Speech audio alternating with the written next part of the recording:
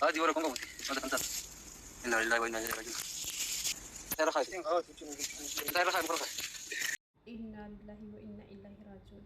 አላህ ወጥቶ ከመቅረት ሁላችንም ይጠብቀን።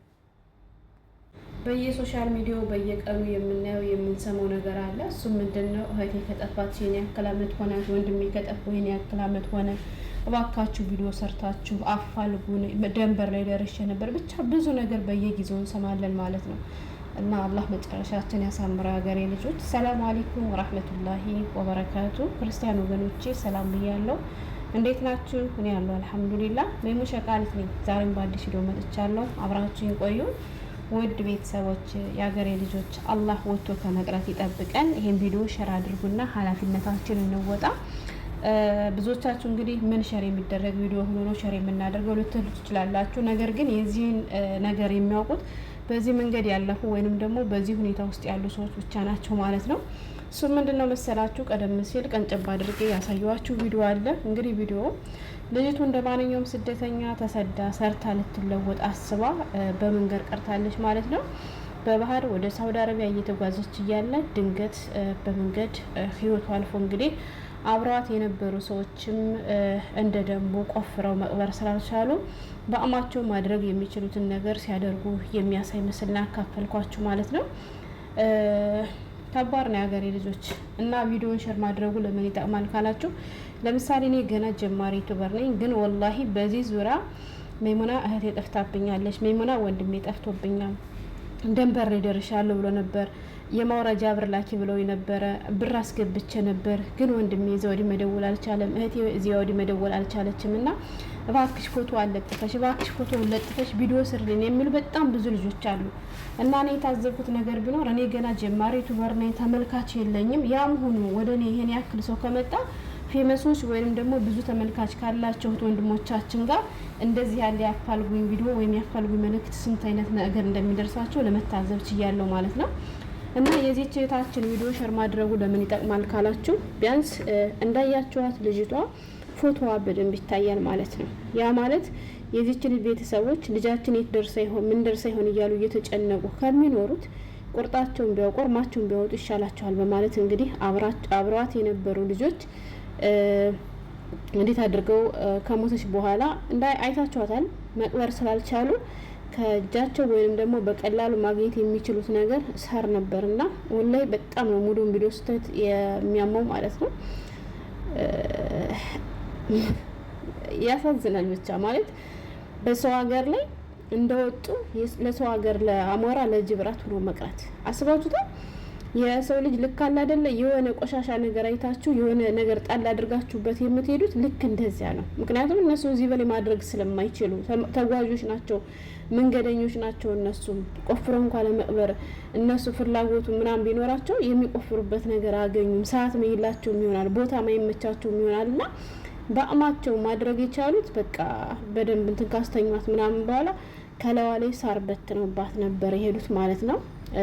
እና መልእክቱን ሲያስተላልፉ ልጅቷ ከኛ ጋር እየተጓዘች ነበር ነው ያሉት። ስለዚህ በመንገድ ህይወቷ ሲያልፍ እንደዚህ አድርገናት ሄደናል። ፎቶዋን በደንብ ያነሳነውም ደግሞ ለቤተሰብ እርማቸው እንዲያወጡ ቁርጣቸውን እንዲያውቁ ነው። እና ሸር አድርጋችሁ አሳውቁልን ብለው ነው። እና ለምን ይዘሽው መጣሽ እንዳትሉ፣ ወደ ሶሻል ሚዲያ ለመጀመሪያ ጊዜ ይዤ የመጣሁት እኔ አይደለሁም። የልጅቷ ሙሉ ቪዲዮ የተለቀቀው ፌስቡክ ላይ ነው ማለት ነው። እና ለዛ ነው እንጂ እኔ የልጅቱን ፎቶ ወርጉሬ እኔ ቀርጫት ወይንም እኔ ሆን ብዬ አላመጣሁትም። ምክንያቱም ለምን የሞተ ሰው ፎቶ ትለጥፋላችሁ ስለምትሉ የሚለጠፍበት የራሱ የሆነ ምክንያት አለ። አንድ እንዳልኳችሁ ቤተሰብ ሲጠፋ፣ ሁለት ደግሞ የእርዳታ አስክሬን ወደ ሀገር እንዲላክ ምናምን ሲፈለግ ነው። እና የዚች ልጅ ደግሞ የልጅቷ መሞት ቤተሰቦቿ እንዲያውቁ ስለተፈለገ ነው። በዚህ ሁኔታ ውስጥ ነው ወይ ቤተሰቦቿ የሚያውቁት ወይም በዚህ ሁኔታ ማሳወቁ አግባብ ነው ወይ ልትሉ ትችላላችሁ። ታዲያ ሌላ ምን አማራጭ አለ? ምክንያቱም የልጅቷ ማንነት አይታወቅም። የራሷ የሆነ መታወቂያ የላት፣ የራሷ የሆነ ፓስፖርት የላት። በመንገድ ስተት ነው ድንገት የሞተችው። ሞታችኋል በህገ ወጥ መንገድ በባህር ስትሄድ ስለሆነ ማለት ነው። እና እኔ ግን ሁሉ ጥያቄ የሚሆንብኝ አንድ ነገር አለ የሀገሬ ልጆች። እሱ ምንድነው?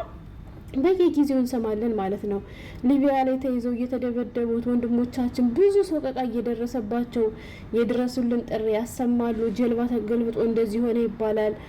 በባህር ሲሄዱ እንደዚህ ሆነ፣ ደንበር ላይ እንደዚህ ሆነ ምናምን ሲባል እሰማለሁና ለምንድነው ግን አንዳችን ከአንዳችን የማንማረው ለማለት ፈልጌ ነው። እሱ ምንድነው አሁን በባህር የሚሄዱ ልጆች ሳውዲ ከገቡ በኋላ ደንበር ላይ የሚከፈል በጣም በብዙ ሺህ የሚከፈል ሪያል ድርሃም ሲከፍሉ እንሰማለን ማለት ነው። ገብቷችኋል?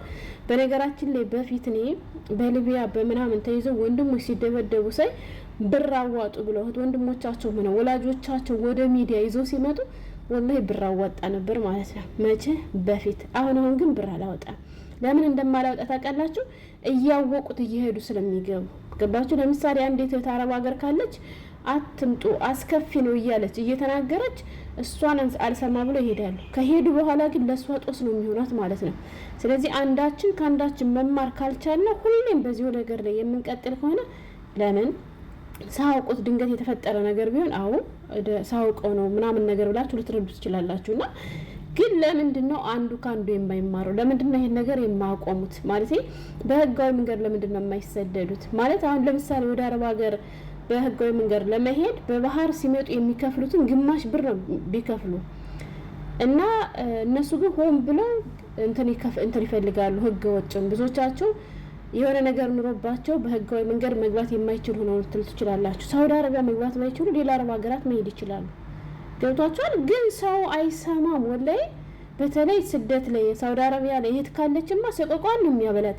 3 ጊዜ 4 ጊዜ ወንድሞችን ሳነሳ 2 ወንድሞችን ሳነሳ 10 አመት ሆነኝ 14 አመት ሆነኝ ባዶዬን ነኝ ምንም ብር የለኝም የሚል በጣም ብዙ ልጆችን ያውቃለሁ። በጣም ብዙ ዛሬ ያጎቷ ልጅ ከመጣ አጎቴ ደውሎ ልጅን ተቀበይልኝ አደራሽን አለኝ። አክስቴ ልጅ መጥቷል ተቀበይልኝ አለች ምናምን እና የሚከፈለው ደግሞ እኔን እያለ እንትን ነው ሪያል ነው። ገባችሁ? የልጆቹ ውጣ ውረዱ ብቻ ሳይሆን የሚከፈለው ገንዘብ ራሱ ከመጠን በላይ ነው። እና ይሄ ነገር ግን ማብቂያው መቼ ነው? መቆሚያው መቼ ነው? ሁሉም ይናፍቀኛል። ለምን ብትሉ በየጊዜው ስለሚፈጠር አንዱ ከአንዱ ተምሮ የዜና አስከፊነት አውቆ ከዚያ ነገር የሚያስቆማቸው ነገር የለምና አላይቅም። እባካችሁ ቤተሰቦቻችሁ በተለይ ወንድሞቻችሁ በባህር መንገድ ልንጀምር ነው ሲሏችሁ በጣም አስጠንቅቃችሁ ንገሯቸው ማለት ነው። የምትሰሙትን የምታዩትን ቪዲዮ ሁሉ ሸር አድርጉ፣ እዚያ አይቶ ቢማሩበት ማለት ነው። በእርግጥ ማንም አይሰማም መጥተው እስካላዩት ድረስ እናንተ ብትነግሯቸው አምኑም ማለት ነው። እና ከባድ ነው እና አላህ ወጥቶ ከመቅረት ይጠብቀን። ወላሂ ልጅቷ ግን በጣም ነው ያሳዘነችኝ። ከሷም ደግሞ አብረዋት ያሉ ጓደኞቿ አማራጭ ሲያጡ ከለዋ ላይ ሳር በትነውባት ሲሄዱ ሙሉን ቪዲዮ ብታዩት ወላሂ ያሳዝናል። እና ለዚህ ነበር ያ ሁሉ ድክመቷ፣ ያ ሁሉ መንከራተት፣ ያ ሁሉ ውጣ ውረድ እንዲህ ሲቀር ለሚቀረው ነበር ማለት ነው። እና አላህ መጨረሻችን ያሳምረው። የሀገሬ ልጆች በጣም አሳዝናኛለች። ሸር አድርጉ። ፎቶዋ በደንብ ስለሚታይ ቤተሰቦቿ ቢያንስ የልጃቸውን መሞት ይወቁ፣ እርማቸውን ያውጡ። ይህም በራሱ ትልቅ ነገር ነው። ምክንያቱም ስንት ቤተሰብ አለ ለስንት አመታት ያክል ዝም ብሎ የልጁን መሞት የልጁን መኖር ቁርጥ ያላወቀ ሁሌ ማለት ነው እንደተብሰለሰለ የሚኖርና በአንድ ቁርጡ ልጃቸው ሞታለች ተብሎ ይህም ማወቁ በራሱ እረፍት ነው። ምክንያቱም ልጅቷ ዝሮ ሞታለች። እነሱ ግን ሳያውቁ ቢኖሩ ዙሮ የሚጎዱት እነሱ ናቸውና ለዚህ ነው ቪዲዮ የተለቀቀው። ሁላችሁም ሸር በማድረግ ኃላፊነታችሁን ተወጡ። የባህር መንገድ ህገወጥ መንገድን እንከላከልላለሁ። ሰላም ሁኑልኝ።